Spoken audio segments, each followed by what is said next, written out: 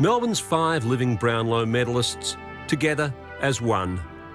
Crossing eras and styles, all very different, but all sharing this honour and tribute to their achievements. Their experiences are part of the game's heritage. In 1926, just 2 years after the inauguration of the award, Ivor Warne-Smith was the first of Melbourne's medalists, a fine achievement in a premiership year. He followed up in 1928 and is hailed with pride as the competition's first dual Brownlow medalist. Donald Cordner was at the fore in 1946, barely even aware that the award was his and accepting of it with grace. My wife and I were courting, and she was out at our place for dinner. I was working as a single practitioner, and the phone rang, and a voice said, Dr. Don, I've just heard on the radio that you've won something. I don't know what it is. And about 5 minutes later, Percy Beams rang me up because only newspaper people were allowed in, and he was allowed to tell me. That was in September. I didn't get the medal until the following March the 17th. Brian Wilson, determined to succeed at his third club, was named as one of the youngest to win the medal. Brian Wilson of the Melbourne club, the winner of the 1982 Brownlow medal.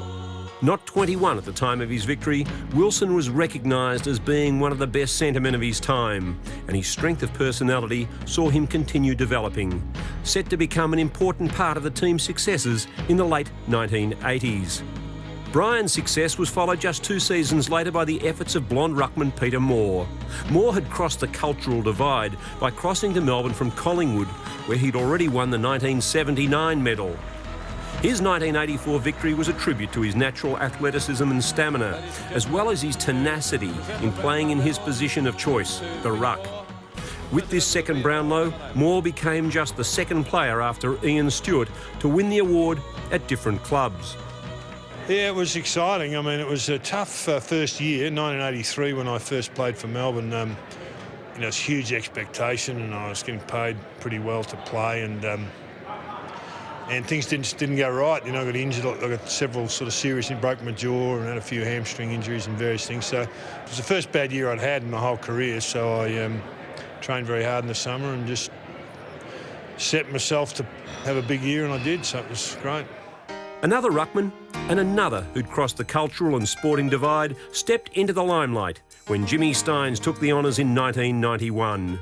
The ultimate success story of the Irish experiment, Stynes displayed courage and tenacity to take him to the very pinnacle of the game. Athletic, durable and undoubtedly one of the most resolute players of his era, Stynes also holds the record for the most consecutive games ever played, 244 out of his total of 264. The moment itself I'll never forget.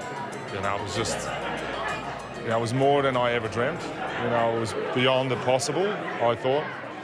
And to be in a room with people that you admired, played against, revered, feared, and to see them, acknowledging something that I'd done was so humbling and such a privilege.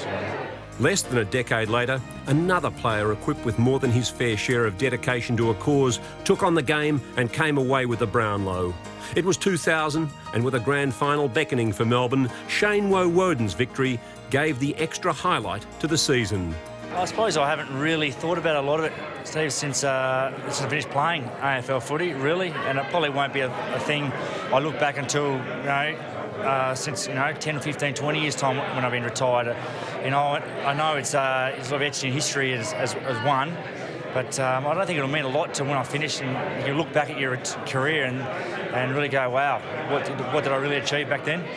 In 2000, Woewodin transformed himself into a persistent, attacking midfielder after initially coming to the club with no guarantee that he would achieve a place on the senior list.